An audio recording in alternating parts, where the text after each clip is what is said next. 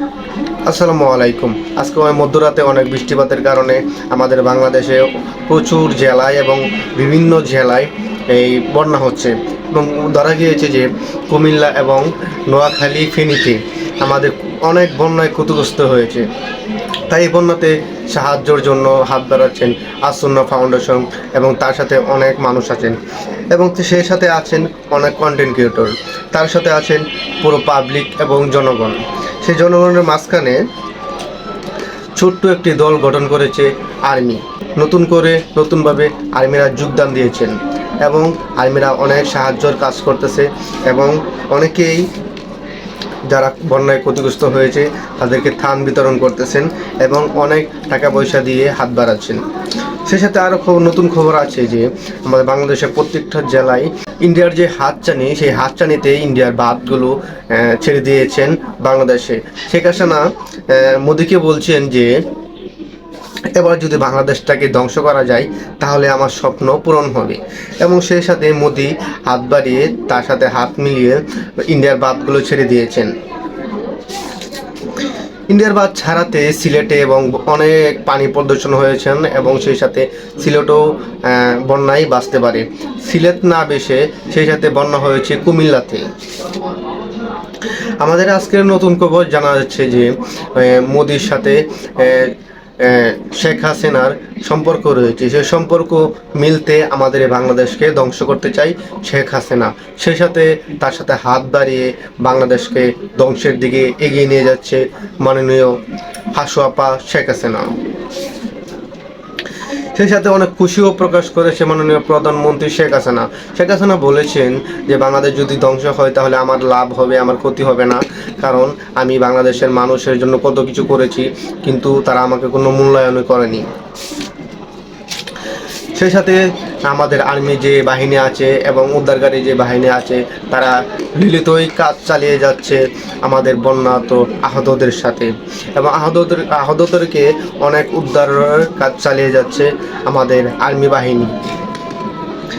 বাহিনীদেরকে অনেক স্যালুট, অনেক ধন্যবাদ, সবাইকে অনেক ধন্যবাদ। আমার খবর শেষ এবং পরবর্তী খবরের জন্য আমাকে ফলো করুন।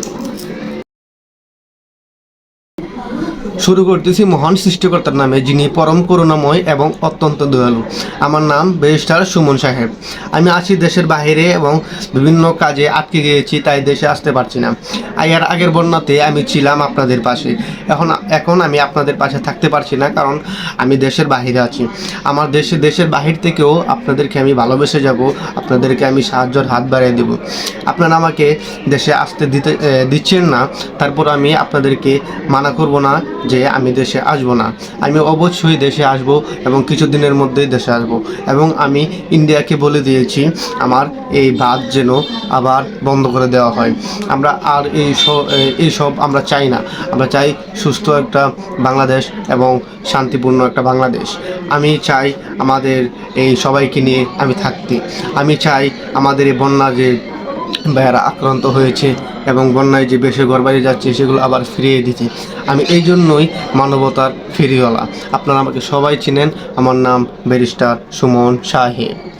এখন আমি আপনাদের জন্য কি করতে পারি, আপনারা কি করলে আমাকে খুশি হবেন? আপনারা তো আমাকে আসতে দিচ্ছেন না বাংলাদেশে এবং তারপরেও আমি বিভিন্ন কাজে আটকে গিয়েছি, তাই আমি আসতে পারছি না। এখন আমার কি করা উচিত? আমি আপনাদেরকে অবশ্যই হেল্প করতে চাই, আমি আপনাদেরকে সাহায্য করতে চাই, কারণ আপনারা যদি আমাকে বলে যান আমি তো আপনাকে বলতে পারি না, কারণ আমি তো মানবতার ফেরিওয়ালা। আমাকে যেভাবেই হোক মানুষের কাছে আমার নামটা প্রচার করতে হবে এবং আমাকে সবার সাথে থাকে মানুষকে বলে দিতে হবে আমি মানবতার ফেরিওয়ালা। আমি ইন্ডিয়ার সাথে কথা বলেছি এবং নরেন্দ্র মোদী সাহেব, গোলামের ফুতের সাথে আমি কথা বলেছি।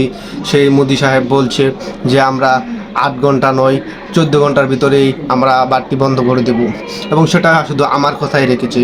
বাংলাদেশের যে উপদেষ্টা আছেন ডাক্তার মোহাম্মদ ইউনূস, তিনি কথা বলছেন না। দেখেন তিনি কি করেছেন। এই ইন্ডিয়া বাদ ছেড়ে দিয়েছে, এইতেই বাংলাদেশ ডুবে যাচ্ছে। এখন আমি ছাড়া আপনাদের আর কেউ থাকবে না মনে হচ্ছে। আমি যদি ইন্ডিয়ার সাথে কথা না বলি তাহলে আপনারা আর বাঁচতে পারবেন না ইন্ডিয়ার কাছ থেকে। তাই আমি এইটা ভেবে মানবতার ফেরিওয়ালা ভেবে নিজেকে আমি ইন্ডিয়াকে কথা দিয়েছি যে আপনারা যদি না বন্ধ করেন তাহলে আমার বাংলাদেশ থেকে ইলিশ আর যাবে না ইন্ডিয়াতে। সেই সাথে আরও বলে দিয়েছি যে আমাদের বাংলাদেশের ময়মনসিংহে কালাবেগুন সেটাও আর ইন্ডিয়াতে পাচার হবে না। সেটা আরও অনেক হুমকি দামকি দেওয়ার পর তিনি বলেছেন যে 14 ঘন্টার ভিতরে আমরা বাঁটটাকে বন্ধ করে দিব, এবং যে ক্ষতিগ্রস্ত হয়েছে বাংলাদেশ সেটার জন্য আমি দুঃখিত। তাই আমি আপনাদেরকে বলতে চাই, আপনারা আমাকে দ্রুত দেশে ফিরিয়ে আনেন এবং দেশে ফিরিয়ে এনে আমাকে মানবতার কাজে আমাকে আবার লিলিয়ে দেন।